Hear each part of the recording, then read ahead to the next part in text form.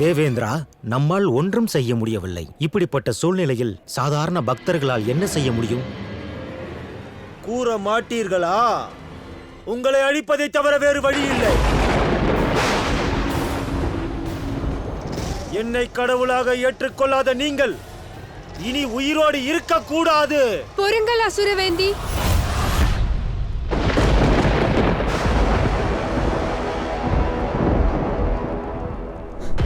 எப்பொழுதும் நம்மை காப்பவர்தான் நமது உண்மையான கடவுள். ஆகையால் நம் அனைவரும் நம் கடவுள் கூறுவதை கேட்டுதான் ஆக வேண்டும்.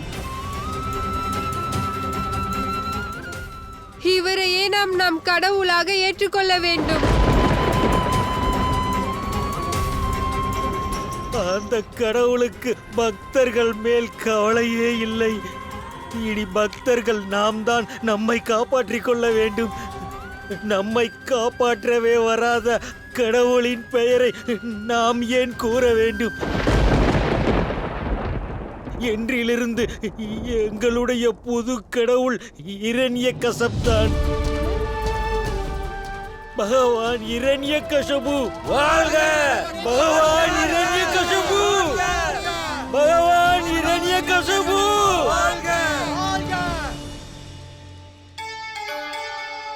குருதேவா, நான் தான் உங்களிடம் கூறினேன் அல்லவா,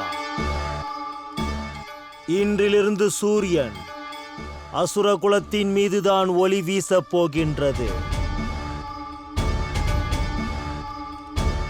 இந்த பிரபஞ்சத்தில் புதிய கடவுள் அவதரித்து விட்டார்.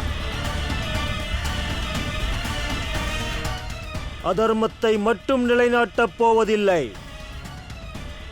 இந்த புதிய கடவுளின் சிலையையும் பிரபஞ்சம் முழுக்க நிறுவியாக வேண்டும். பூஜையும் அர்ச்சனையும் நடைபெற்றாக வேண்டும். இன்றிலிருந்து இந்த பிரபஞ்சம் எனக்கு மட்டும்தான் பூஜை செய்தாக வேண்டும். வேறு கடவுளை வணங்குபவர்கள் அழிக்கப்படுவார்கள்.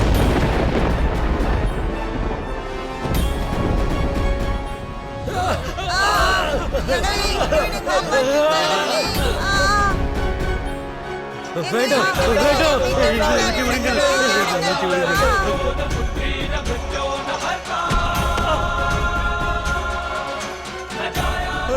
வேண்டாம், வேண்டாம், எங்களை அடிக்காதீர்கள், வலிக்கிறது, எங்களை அடிக்காதீர்கள், வேண்டாம், வேண்டாம்.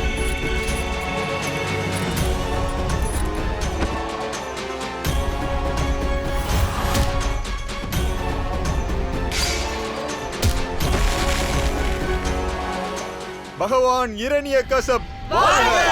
பகவான் இரண்யகசப் வாழ்க! பகவான் இரண்யகசப் வாழ்க! பகவான் இரண்யகசப் வாழ்க! பகவான் இரண்யகசப் வாழ்க! பகவான் இரண்யகசப் வாழ்க!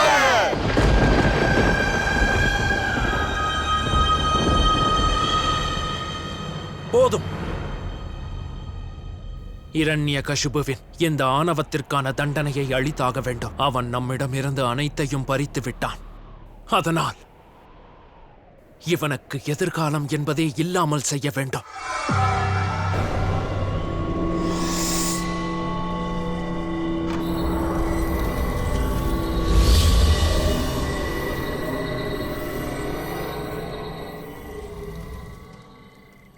நம் எதிர்காலத்தை காப்பாற்ற நாம் இவளை நிச்சயம் அழித்தாக வேண்டும்.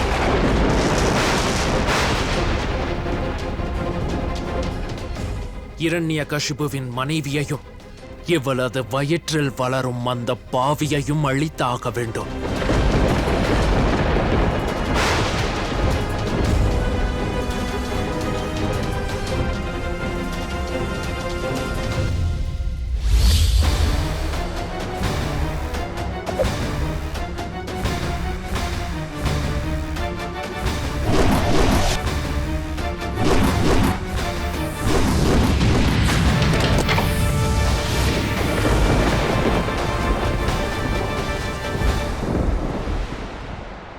தேவராஜன் இந்திரனிடமிருந்து உன்னால் தப்பிக்க இயலாத